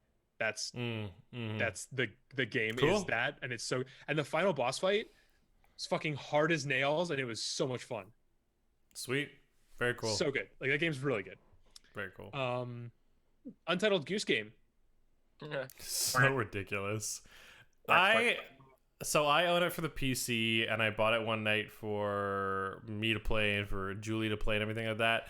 Those are the kind of games where like it was fun for like an hour, and then I kind of didn't like it. The game doesn't really like function that well. It's kind of clunky, like this weird goose, and the button mapping is really weird. And you have to try and like solve all these the coolest thing about it is the puzzle solving. Like okay, how do I get to this next area? Like what do I have to do in order to grab this key from this guy or get him to walk away from the thing or whatever. But like it is kind of like sometimes it feels like you're just doing it by luck because like the physics aren't that great in that game. And like you just happen to be running just ahead of the guy that you can grab the item before he gets to you because like all the humans can like catch up to you like no problem. And so it's just like, yeah, it's a strange game. I had fun for like an hour. I think Julie had more fun playing that game because she got more entertainment out of the just like fucking around and like annoying the humans and like doing the like ridiculous goose stuff, which usually isn't something that I it's not the first thing I do in games like that. Like I feel like Benny would really enjoy like Untitled Goose Game and like things like that, right? But it's just not really I again, I enjoyed it for a while, but it's not a game I'm gonna sit down and beat. But I think it's hilarious how much of a phenomenon it was. I feel like it was like a really like flash in the pan thing. Like it didn't really stick around like a lot of games do. Yeah. Probably because their component, like you think of like something like an Among Us or a Fall Guys, which had a little bit more staying power. Oh, yeah. But it's because they've got the multiplayer component, right? Well, they're social experiences ultimately. Well, Untitled Goose Game also, I find this design is really limited, and that might be just because of its like physics and the game that's designed. But like all the kind of like funny things you can do in Untitled Goose Game and the ways you solve the puzzles are the same for everybody. Like there's not really different funny things you can do. Like it's just the game is the game, and that's it, right? When with Among Us, there's a complexity in its simplicity where you can kind of like find interesting ways, like, oh, I'm just gonna kill someone and report the body at the same time and go, hey, like what the fuck, like, right? That's not how the game is like supposed to function, but you find clever ways to like to make it your own, right? But it was fun. I'm glad it exists, but I don't think I'm gonna play it ever again. Yeah, fair. The memes are honestly funnier. The memes are intense. Before we move on, there was one thing that I wanted to say about DMC5 really quickly. One thing that I really appreciated about it is like a design thing, is that the reward, like you play DMC5 to get better at DMC5 and like for the sense of personal accomplishment. Like I feel like there's a lot of games that are, we've talked about this before, but there's a lot of games where like you just kind of play it because like, oh, there's like a shiny thing they're going to give me at the end, but like you're not necessarily having the best time playing the game. Yeah, there's a lot of extrinsic motivation versus intrinsic motivation. Yeah, and I just really like that like the DMC franchise is very very focused on the intrinsic motivation. Um it's like, hey, if you want to get that like triple S rank on this thing and like get the S rank on all the levels, you just need to get good at the system and learn how to use all of the mechanics and all of the weapons and all of the Get stuff. good. So We should I have just an really air appreciate horn that. wave that plays every time somebody says "get good." Because as much as extrinsic rewards can be nice, I think that they are sometimes a substitute for making like intrinsically fun gameplay. Mm. I Um, agree. and I don't have time for that shit, so I just Well, appreciate yeah. that. There's some people that only want extrinsic rewards, right? They don't find the intrinsic value interesting. Yeah, and that Or, just like, baffles me personally. Like I don't get that. So like just for me, totally understand. I like a mix of both, really. Like it's like unlocking characters in Smash. It's fun to know that you're making like progress in general, Mhm. but like the actual core gameplay of Smash is for me to just like learn the spacing, learn the moves, learn the startups, learn the the counters and the trades. Yeah, So you're like, oh, okay, that'll beat that. This will Frame lose to counting. that. Not frame really. data. Just like knowing which one's faster. Yeah. Um, Because I yeah, like getting new characters is fun, but I play Smash to get good enough to beat Sean. Like that's True. why I actually play it. Yeah, exactly. But there's like a mix of both, and even though like after the extrinsic is like worn off, there's like still that remaining intrinsic value. Mhm. Mm. For me, like games like Destiny and like World of Warcraft, I assume, are very extrinsic. You Yeah. do the thing, you get the loot, and then you do Avengers. it again until you get the loot that you want. Mhm. Yeah, Avengers as well, but Except Avengers, Avengers isn't bad. I mean, you could say that Avengers has like an intrinsic value with like its combo system and its character learning, but I just don't think it's implemented well. Like I never found I had to like learn it, and even in Yeah, the that's what game. I hope like they do more of with Avengers. Speaking of that, is like designing encounters that encourage like a more like masterful approach to using the characters in interesting ways. Because they have really fun kits and a lot of cool moves, and there are a lot of mechanics in place, but the game doesn't really encourage you No. a lot occasionally, but it doesn't really encourage you in the right ways to use them in interesting ways, which is a shame. Yeah. Next game is Legend of Zelda: Cadence of Hyrule, which is the musical Zelda spinoff. I don't even know about that. Yeah, so it was the people who made it was Crypt of the Necrodancer, which is like a rhythm based Oh, dungeon right, crawler yeah. where like you have Yeah. to move on the beat and like attack on the beat. Yeah. And then they were allowed to make a Legend of Zelda like one that takes place in Hyrule. That's fun. I Haven't played it. I think it looks cute, but one thing I will say is I just think it's dope that Nintendo let like an indie developer make like a Zelda product. Nintendo's been opening their gates a lot lately, and I think it's rad. Yeah. Like Age of Calamity, Hyrule Warriors is coming out, and that's like an official like in canon Zelda game that's like mostly made by a third party, and I just think that's really cool. Yeah. That they're letting go of the leash a little bit on some of their properties and letting like when they did Mario and Rabbids Kingdom Battle with Ubisoft. Yeah. Like somebody else made and worked on like an official game that has Mario on the title. I'll never forget that E3. It's still such a like fucking hilarious thing. We're like, oh, okay, wait, okay, and Mario? What the fuck? And it's like a tactics game. Yeah, like I'll never Wonderful. forget that. It was so XCOM funny. for children. Yeah. XCOM Mario. Next one is Control. Control. That's a dope ass game. Dope game. Another Yeah, one of those those games. It's like on. It's just outside the bubble. It's like I Yeah. want to play it, but it's not on my list. Dope game, man. They did do some shitty stuff with Control though for next gen. I don't know if you guys saw that. And No. Why? Basically, if you have like they released like a new Ultimate Edition over that has all the DLC, which is a common thing, but only that version gets a free upgrade to next gen. Oh, what the fuck? So if you bought the base game, you don't get a free upgrade to next gen. But it's the same game, but if you buy the new like Ultimate version, or whatever, and hilariously, somebody noticed like there was some kind of uh problem. They basically said that like they couldn't get the license to work with their own game for next gen or whatever. But at one point they accidentally unlocked the Ultimate Edition for people who had the regular edition. Like the license just was for the Ultimate Edition accidentally for like a day. So everybody was like, okay, so you clearly, and then they had to revert it and like undo that license. So like, okay, so clearly you can let us have access to the other stuff. You just want us to buy the game again. Fuck you. That's dumb. I That's haven't so played the interesting. DLC. That's so interesting. So just Yeah, to but- add to that shittiness for Control, I think I mentioned you guys before. So my sister wants Miles Morales for Christmas. Yes. And she obviously owns PS4 and doesn't own a PS5. So she was asking for a PS4, and I was like, I text her because at the time I was like, oh, if you get the digital version, you get an auto upgrade to PS5. And she was like, what does that mean? Or whatever. And I have a conversation about her. And she was like, oh, would that not work putting the PS4 disc in the PS5? And I was like, I don't think so, but I'll do some research. I just looked it up. It 100% works. So if you buy the PS4 copy for Miles Morales and then put that PS4 disc in the PS5, it will allow you to download and get the upgraded version of Miles Morales and then essentially use your Miles Morales PS4 disc as like your license. Like it goes, hey, I own Miles Morales. That's pretty So good. the fact that that's a fucking thing and they don't do that for Control, that's shitty. Yeah. Fuck Yeah, that. it's real shitty. Kill them. It's real shitty. Grab your Yeah, it just pitchfork. says if you own a game like Marvel Spider-Man, Miles Morales, or PS4, you can put the disc into your PS5 and get the next-gen upgrade. Simply choose this upgrade offer and agree to it, and the upgrade PS5 variation of a PS4 game will start downloading to the system. Yeah. I just want to be clear, is that because there are also enhancements for games that are on PS4 that aren't necessarily like the actual PS5 version. This does say the PS5. It says the next-gen upgrade, like into your PS5, the next-gen upgrade. So I'm assuming that means the PS5 version. Okay, I'd make sure because they're technically considered like different games. Like they would have different SKUs and stuff.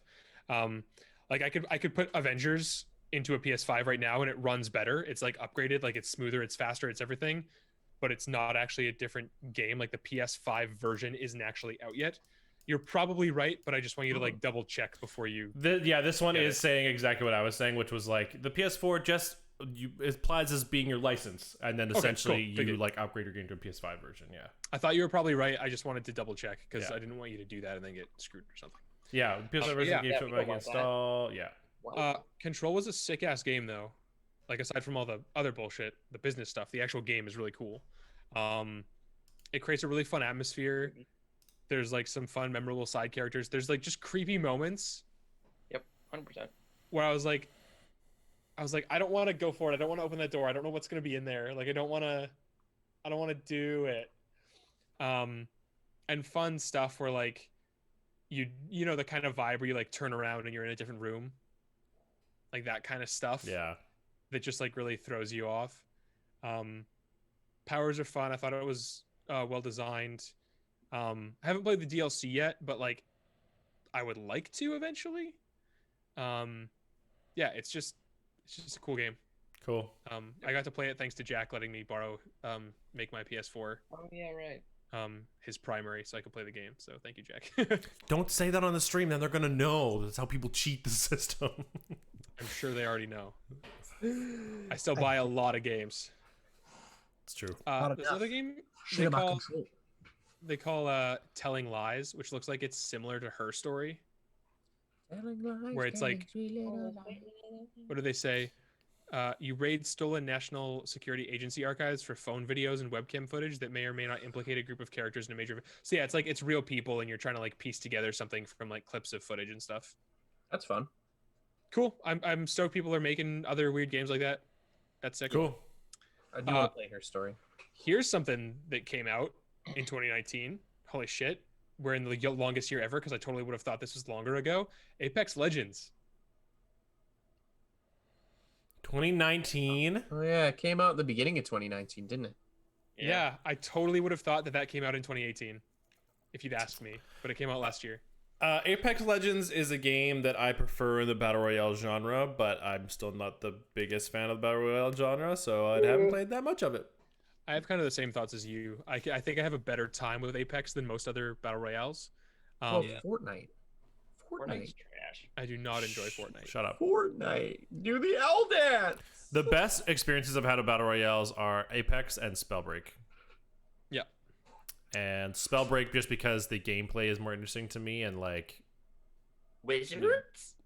Wizards, magic, spells, and things. Wizards? And there's like a bit of like a rock paper scissors element because of what elements you choose. Rock paper scissors element. That's good. But Apex Legends, I think, also helped because Apex Legends was familiar because it's Titanfall. It's Titanfall, the battle royale, and it's character based, and I'm always down for character based games like that. So Yeah, totally. They should just have Yeah. Titans. I don't know why they're not Titans. Oh, Titans in a fucking battle royale. Like, honestly, that would be like the ultimate battle royale for me. It would be like a Titan style battle royale. Like, that'd be so much fun. We talk about this a lot, but I'm super excited about the fact that they took, the same setting and did a different genre. I think I always like that. I love that shit. Because I there's love like that so much shit. more you can do in like that world, and the Titanfall world is fun and interesting. So they're like, yeah, fuck it, let's make these characters and make a battle royale. And Yeah, it's had a another good one of time. those things where it feels like it was just like a fun thing for the company to do. Like, it didn't feel like obviously they were competing because like battle royales were such a hot shit when it came out, and they still are. But like the fact that they just like shadow dropped it, and then like it's not really the like hot thing right now, but it still has a very dedicated community of people who play it. I just think goes to show that like, yeah, they're here to like fucking make and what's the word I'm looking for, like caretake this game, support this game, just because it's fucking cool and it's fun. I think the thing about it that you were talking about how it was kind of something that was fun for the team to make. I like the fact that it's clearly a battle royale. It's got like the shrinking zone, it's got the like lootable treasure and stuff, but it with the character based stuff and with some of those abilities and perks and stuff, it doesn't just feel like they were chasing the trend of a battle royale. It felt like they genuinely thought like, hey, we can like they're playing battle royales and they're like, oh, it'd be cool that doesn't exist yet that we should make as game developers is a battle royale that's like a hero based thing, and we can do that in our universe. And like it felt like it came from a place of like an actual like creative decision and a creative vision of the genre, because nobody cares that there's a billion first person shooters out there, right? Like they're doing their own things and they're fun. Like making another game in a genre doesn't necessarily mean you're just chasing trends. Yeah. If you go, oh, I know a new spin on this, I can make something unique out of this. Yeah. So I think that's part of why it was very successful. And we were talking about it a couple weeks ago, but like they just paid streamers to play it, and that was their marketing. Shadow dropped it and just asked people to play it, and yeah, it was genius. It was super smart. Boom! It became huge overnight. Done. Problem solved. It was like they decided to make the game, and then they're like, okay, what's the smartest thing we can do just to make this game just like be trendy for like a fucking like month or two. And they just like they're like, here's the game. Hey, marketing team, do whatever you need to make this fucking cool. And then they just did it. And then after that, they can just like fucking like just coast on it. And I just thought, yeah, it's smart, very smart. And like marketing budgets are normally fucking huge for games. So like they probably saved a lot of costs just getting like a few key streamers to be playing this right away. Oh yeah. Boom. Boom. Boom. Next game is a personal favorite of mine. Any guesses? 2019, personal favorite of mine. What do you think it is?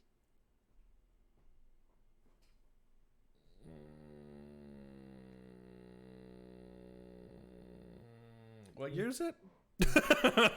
I have no idea. I was really trying to think through. Is it? Wait, give us the console. Console? I played it on PS4.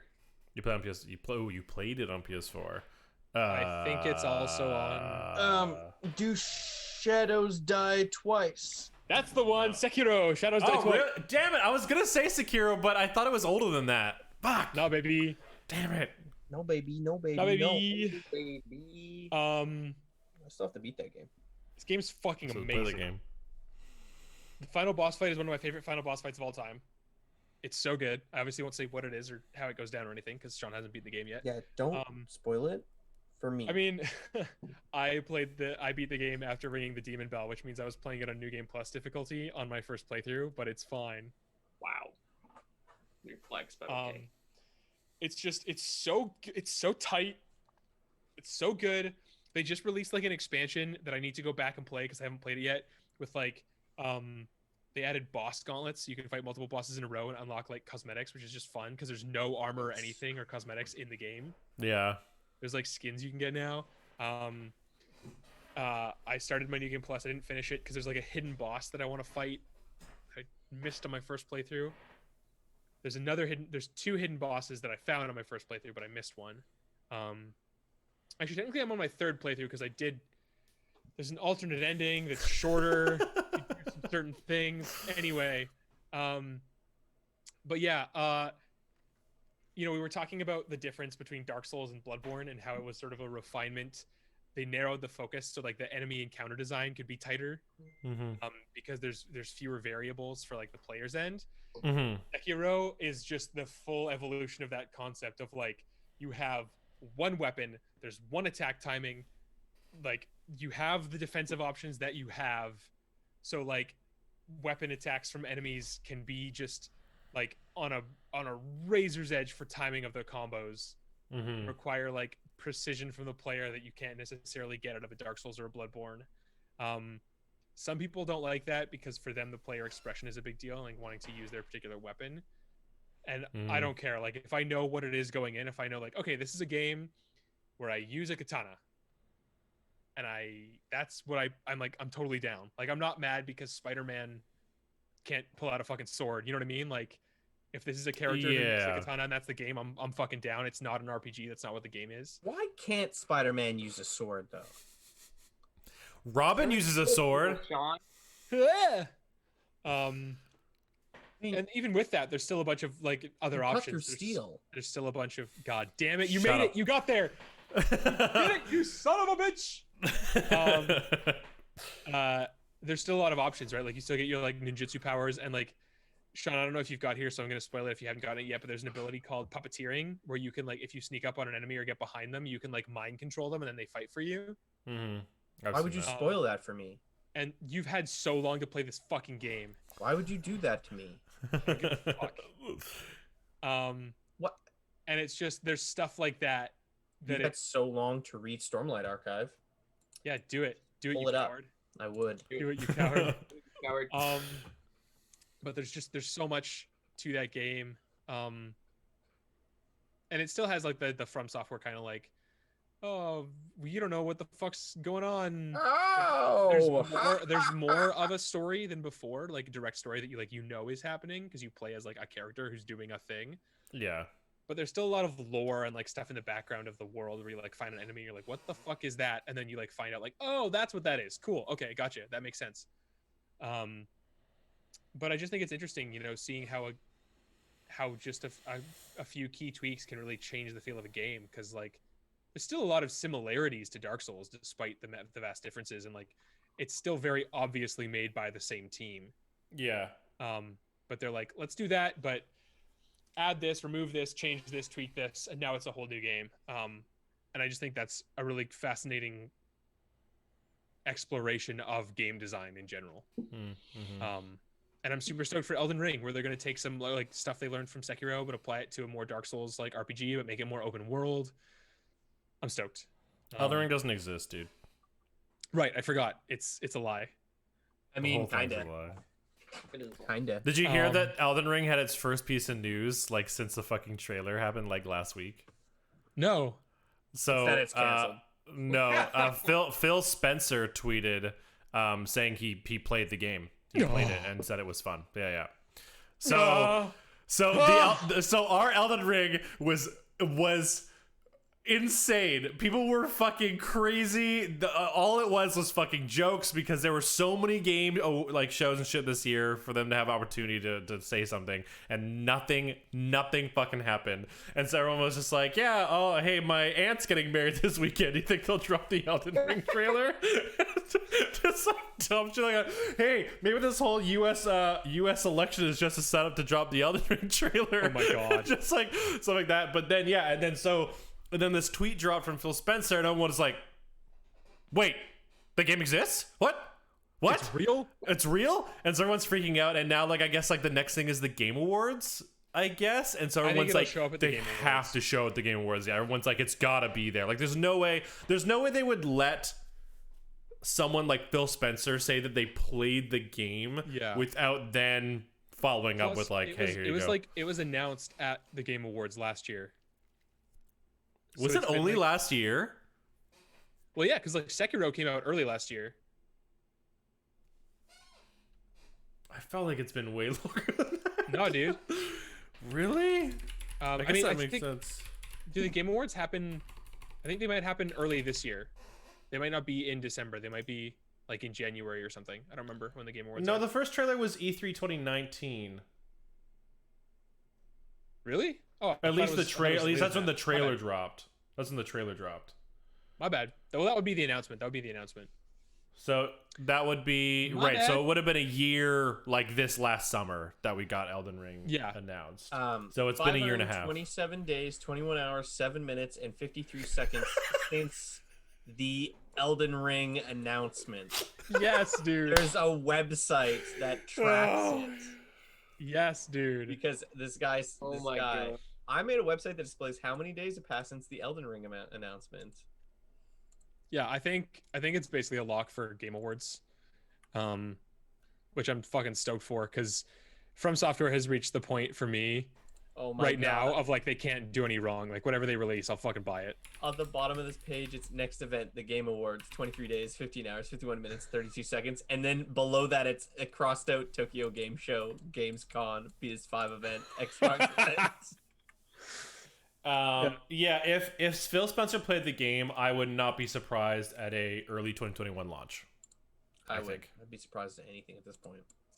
I wouldn't be because I'm pretty sure the time between because Sekiro Surprise they teased first with like the Shinobi prosthetic with like the blood on the wire.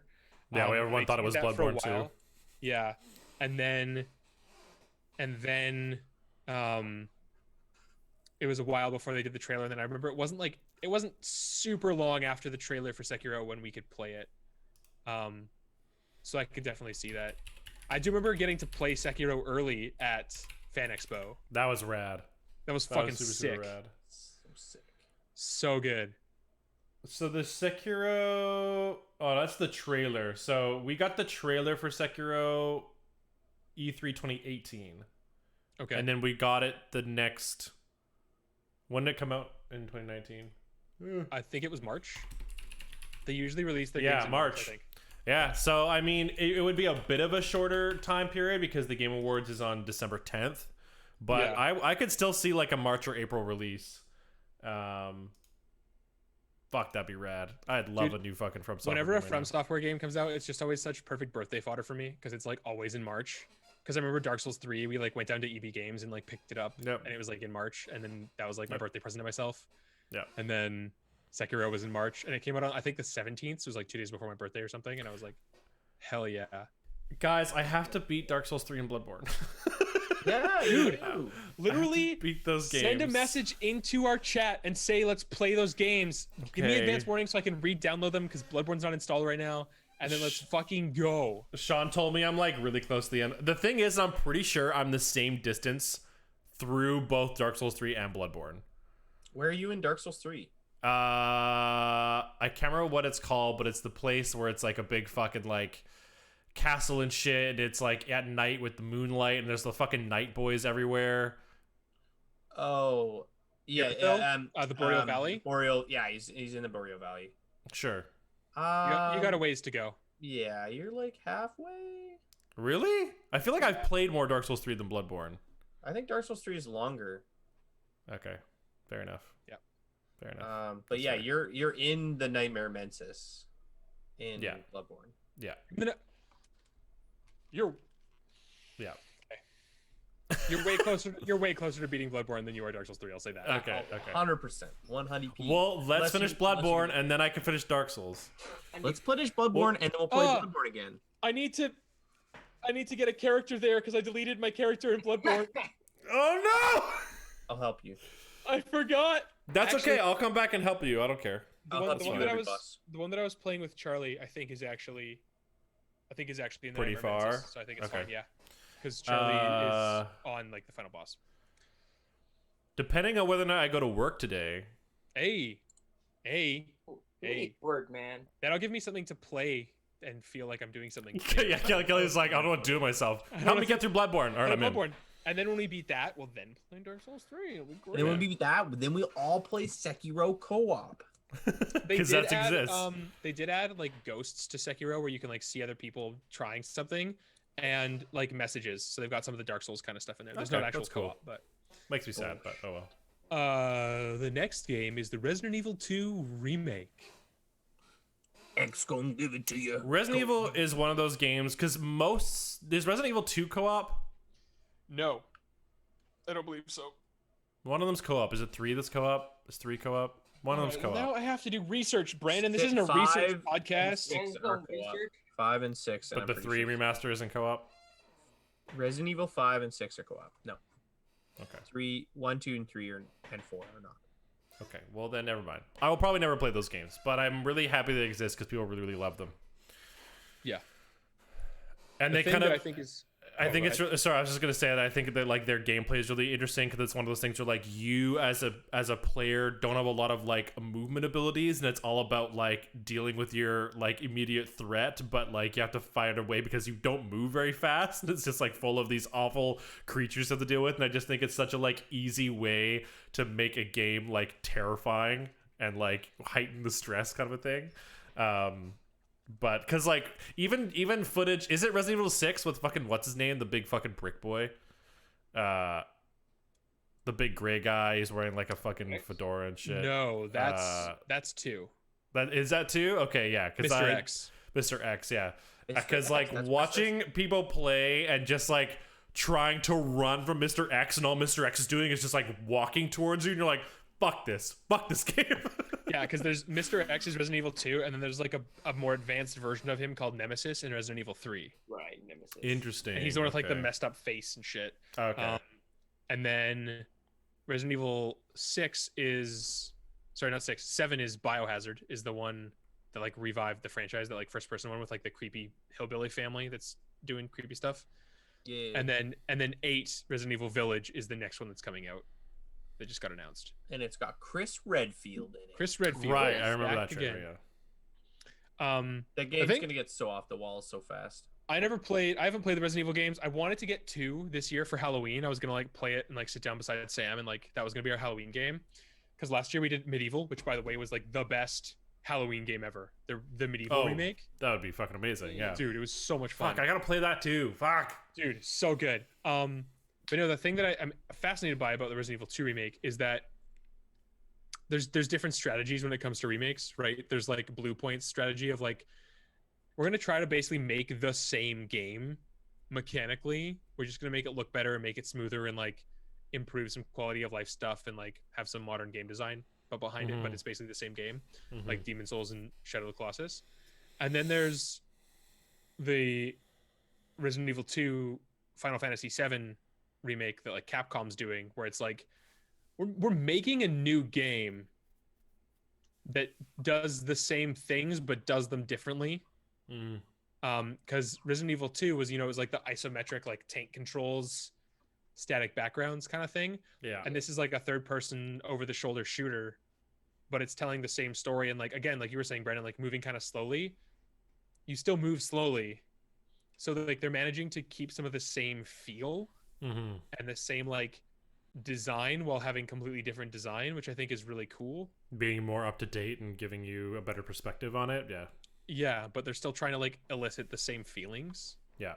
And I just think that like I'm fascinated by that like a whole That's, lot. in that's terms a of game challenge. design. Yeah. On its own. Like that's Yeah. really, really cool. Yeah. I agree. Yeah, of like how much of a game's feel comes from its mechanics, how much can you tweak those mechanics Mm-hmm. and Mhm. still feel like it's the same thing, and then is it the same game if a game is its mechanics, Yeah. and like Mm-hmm. if a game can be the same game with different mechanics, what makes it a game? Like it's really, I think it's a really interesting question. And like if people want a remake of Resident Evil 2, how many people are going to be disappointed that it's not an isometric like survival horror game, that it is like they might feel that it's more generic, that it's lost some of its character, in being like a third person shooter kind of version of itself. Mm-hmm. I just find that infinitely fascinating, and I haven't even played the fucking game. Very cool. Next game on the list is Disco Elysium. Elysium. I know this game. Disco Elysium is like a RPG where you play as like a cop who is suffering from like amnesia, And one of the things that's really notable about the game is that you take on traits based on the choices you make, and they kind of become characters in your head, like voices in your head. It's like an isometric RPG. Oh, never mind. I don't know this game. Apparently it's very well written, very good game. Guardian gave it their number, is this number 2? Yeah, they gave it their number 2 for 2019. Yeah, apparently just the way that they do, like the choices you make influence your character, and like they just do really cool stuff mechanically that I'm like interested. But again, I never want to sink a bunch of hours into an RPG, so I haven't played it. But that's Disco Elysium. Apparently a good game. Their number 1 game for 2019 is Outer Wilds.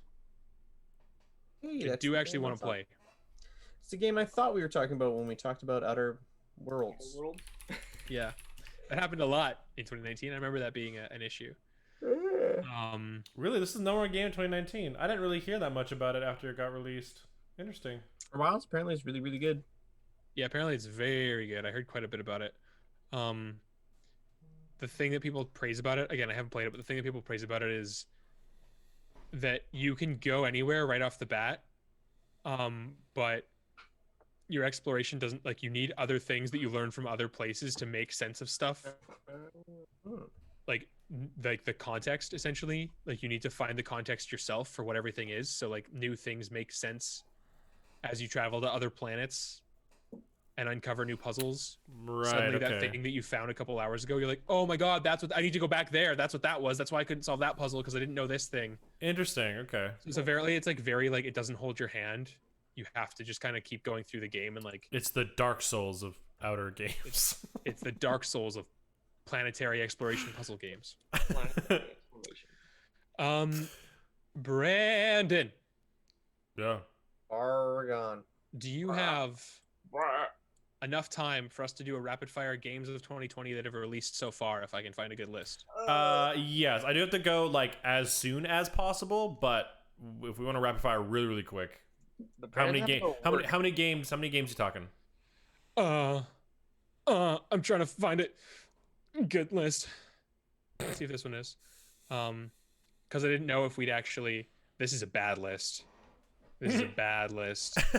You know what? Let's do this differently. Let's just talk about games that we've been playing so far in 2020, because it's current. Microphone. Oh God. A game that I want to talk about really, really briefly. I think it came out last year. Yeah, it came out last year, I think, in 2019. But wasn't on the list for, I'm sure, several reasons. Star Wars Jedi Fallen Order. Yo. I'm replaying it right now. Just because like I've been in the Star Warsy mood because of a certain show of, I don't know if you guys have heard of it. It's called Mandalorian. Dude, I've been also in a Star Wars mood for a certain show. And so I decided to continue my New Game Plus gameplay. I'm fucking killing it in that game.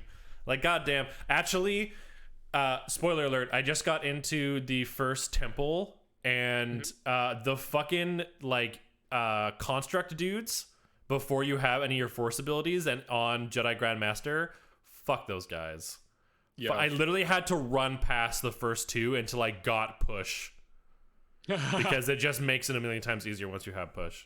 But no, that game is just like, it's really weird. Like, I'm playing it a second time, and it like looks a lot better than I remember it looking. I don't know, maybe just because I just have a nicer monitor or a nice TV or whatever. And like the story is just like, it's just great. It's just a good story. It's a good Star Wars story. It's like the story about discovery and like finding yourself and your purpose and like trying to save the galaxy. Like, it's just great. Yes, Sean? What? I'm not doing anything. Yeah, you're not doing anything. Brandon, weird fact, because I just looked it up. The initial release date was November 15th, 2019. It is currently November 17th. It's like almost a perfect like year ago. It's just a really weird thing. Yeah, it's really weird. I saw it come up on our Jedi Fallen Order the other day. They're like, yeah, it's celebrating a year or whatever. And I was like, that's weird. That's really weird that I decided just to start playing it. Weird timing. Weird timing. But yeah, it's just like a blast. Like once you, it's much like a Souls game in the sense that like once you know the layout and know the enemy types, you feel like a fucking badass. Like you just fucking go. Like I remember I was going through like the first part of Zepho, and then on my way back I was like making my way back to the Mantis, and I knew where all the enemies were, and I just like parry, murder, deflect, parry, murder, and I'm just like fucking walking through, and I'm like, you guys got shit on me. And it's just a really fun game, and I totally understand why it doesn't get as much like enough recognition, and I think it's a combination of like there are definitely some bumps in that game that there could have been more stuff, there could have been some better stuff, but also it was like the first good game from EA and Star Wars in like forever, so no one gave it any like attention. But I was playing it last night, and I was like, man, like the fact that this game plays so much like a Soulsborne game, but it doesn't or any kind of like Metroidvania like action game, but like it doesn't have like, I don't know, like you're always wearing the same fucking poncho, and like there's only like what, four environments, Bogano, Dathomir, Zepho, and Kashyyyk. I think that's it. There's one more, but you only go there for like a story thing. True, there is one more. Yeah. And I was just kind of thinking, I was like, man, I wish this game just had like a little bit more, like just like a tad bit more. Oh, there's actually two more then. There is two more. You're correct. Yeah, there is two more. But one of them is like strictly a story thing, and the other one I think you can technically go back to, but there's not much there. Yeah, no, because it's just the linear story area of that area, so there's not a lot to like explore or anything. But yeah, and like and it kind of feels in a weird way, because I guess the only thing you can really contrast it to in the same genre is like the Force Unleashed series, was like so good, but like it was so extra, like it was like your force powers got so insane, and so this kind of felt like it felt more along the lines of what Star Wars is. Like the powers aren't like ridiculous. But I'm excited. I'd love to see a game that takes where this game went. Like I'm excited to see a second one for this one. I'm excited to see them like go like, okay, here's push and pull and slow right from the beginning, and then like here's some new shit, or like here's like some other cool stuff you can do with the Force and other cool combos and stuff you can do. But anyway, just a game that I personally really love, because obviously it's like a Soulsborne style game, but it's also in Star Wars, which is like in with the Mandalorian. Dude, okay. Meet Baby Yoda. So Sam and I were watching Mandalorian, and we're all caught up now. Because there's 3 episodes, and we've seen all 3. Yeah. Spoilers for the Mandalorian. Spoilers. Nope, no spoilers. No? I'm not, Okay. Spoilers. I'm not covering any spoilers. But I was watching it. I was like, fuck, man. I want a cool game where you can play as like a Star Wars bounty hunter. And then I just got all heartbroken about 1313 all over again. Yep. I had completely forgotten about it, and then I was just like, what if they made they were making one. They were making one. Yep. Have little Boba Fett. It's gonna be a good boy. It's gonna have a jetpack. It's going. It blows my mind. Like, honestly, it blows my fucking mind that a company and like a property like fucking Star Wars and Lucasfilm and Disney isn't taking advantage of the ridiculous amount of genres you could do with Star Wars and just doing all the content. Like, they want money, just make everything. Like, I don't get it. Yeah, they write mediocre movies, and they write mediocre video games, and then they do one good show, and like that's it. And I'm like, bugs me. Bugs me. It's very annoying. Because they could have just, I don't know, released 1313, because it was done. It was like 90% done, and they scrapped it. Can you imagine that? That would suck, man. It's like, I just need to put the last coat of paint on. They're like, no, get out, we're burning the house down. that was when Disney bought LucasArts, right? know. That was, or Lucasfilm. Fucked off. Disney did that with Marvel too, with the exception of like the MCU, which had just started. Like I think only 2 movies were out, or 1 movie was out. Yeah. When they purchased them, with the exception of that, they cleaned house with all the Marvel stuff too. They like stopped all the animated series and rebooted them with their own versions and stuff. Yeah. And it just hurts. It hurts so bad. Dumb. Stupid. What's interesting you talk about that though, Brandon, because like Marvel's actually kind of a similar problem. Like there's a lot of mobile games, and there's a lot of like little small like things like flash games that they have on their websites and stuff. But like since Disney bought Marvel, there's been like no good video games. And like just now we're getting the Spider-Man franchise, which is like fucking crushing it. And like Spider-Man 2 is going to be amazing. But like as much as I love Spider-Man, there's no reason that there aren't also more games starring other Marvel superheroes. Yeah. And there's no reason that the Avengers was as mediocre as it was when it was the fucking Avengers. I think it's funny that like Marvel had like Spider-Man, it was fantastic, and then like EA released the Battlefront games and they were hot fucking trash, and then they worked on them, they got a little bit better, and then you guys now and then we got Jedi Fallen Order, which isn't anywhere near as the success that Spider-Man is, but it's still like a good single player fucking like good Star Wars game. And then you guys now have Avengers, which is like hot trash. It's like, come on. And people keep comparing it to Battlefront 2, hoping that it'll get the support and like get good. Yeah. Get good. But yeah, it's there's so much you can do with these characters for video games, and there's so much, like you said, you can do for Star Wars. Like there's so many. Like ever since The Mandalorian came out, I'm like, give me The Witcher, but I play as a fucking bounty hunter. Yes. Like, yes. dude. Go Brandon. Like, it's such a good game. Yeah. Right? Slightly less RPG, slightly more action, but Yeah. as far as like even if you gave me like 2 different environments that then equaled the size of the Witcher's environment, so you gave me like 2 planets that were like as large as the Witcher map, beautiful, fantastic. I love it. And give me a fucking ship. Give me a fucking. I need it. And a jetpack. And a jetpack and a speeder want a bike. I just want all the jetpack so tools. Because like the thing, there's so many different like fantasies Big Lord. that players want to engage with from Star Wars, and yes, one of them is the Jedi. That's probably my favorite, just because I'm a sword boy. Oh, and me too. I love the 100%. Jedi. Yeah. You guys just want to be Jedi? But that doesn't mean Jedi. that the bounty hunters and the blaster guns and the jetpacks and shit we also don't want to do. Let us do it. Yeah. I want to be Want to do it. a fighter pilot. Mom, let me join the New Republic. I honestly really want to play the only character I can think of that remotely make me think of this is Ezra from Rebels, but like that's not really the best example. I want no, just fucking shut the fuck up.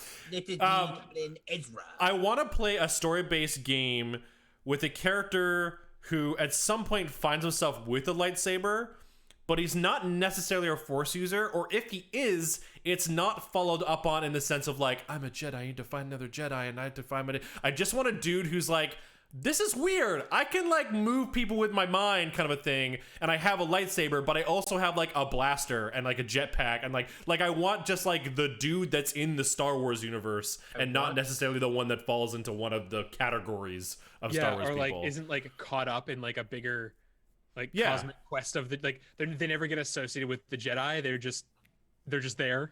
Just a dude who's got his own shit going on and just Yeah, that'd be happens to sick. be like a little bit force sensitive, whatever. And the powers don't have to get crazy because like he's not getting like he's not getting trained as a Jedi. It's just that he's good enough that he can drive a pod racer. He's good enough that he can use a lightsaber. But like beyond that, he's just a dude. I would love that game. I think that'd be a I blast. want them to be a Rhodian. Sure, man. Let's fucking go. McClunky. McClunky. McClunky.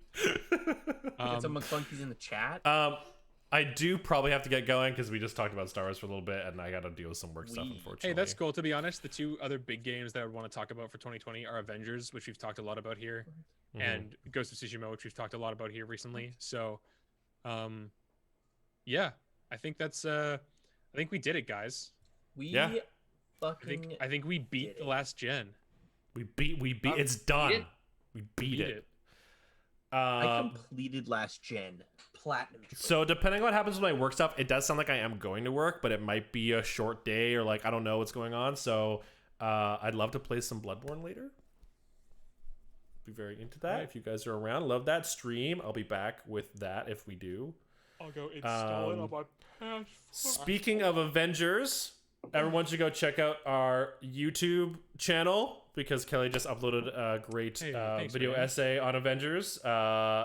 It's a long one, so grab yourself some fucking a cup of Joe or something. Put some Get fucking some popcorn, sweatpants on, get some strap in. popcorn. Nuggies. Hey, hang on, Strap in for that and Get your sweater. Get your blankie. Get Blankie. your little. and favorite we'd love cuddle to pet. hear your guys' feedback, and we'd love to hear likes and like all that kind of shit. So like make a comment or message us on Discord or whatever.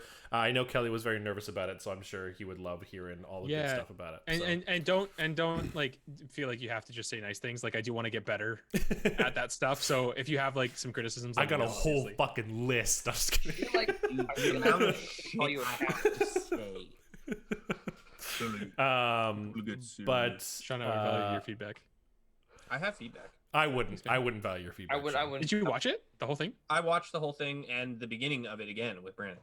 Yeah, I still have to watch like another 2/3 of it approximately. I watched it the hour it came out. Oh, thanks, man. Yeah, was like sitting in I bed and, remembered you had uploaded it, and I was like sitting on the couch. I was like, oh, I should put this on, start watching. And then my parents showed up and stuff, so I couldn't keep watching it. But I was like, I'll start watching it. And Sean was like, oh, I already did. And I was like, what the fuck? It's 45 minutes long. What the fuck? It just came out. No. It came out 46 minutes ago. I was like, I want to hear Kelly complain about Avengers. Damn it! I've been waiting. It's too good. But yeah, we're done. We're done our crawl through the last gen, and now we can talk about something else next week. Thank God. Thank God. Oh, I can't wait to talk Next gen. about We're gonna talk about next gen next week. Perfect. Okay. Well. Yeah. Anybody else have anything else to say? No. Thanks for Okay. hanging out. Thanks, gardeners. We love you all, Thanks. and we'll be Love back soon, I'm everybody. sure. Same time next week. It's a date. Same Same time next week, Okay. unless I sleep in. Not remember. Well, if you sleep in, then it will be the same time next week because you slept in this week. Unless I sleep in.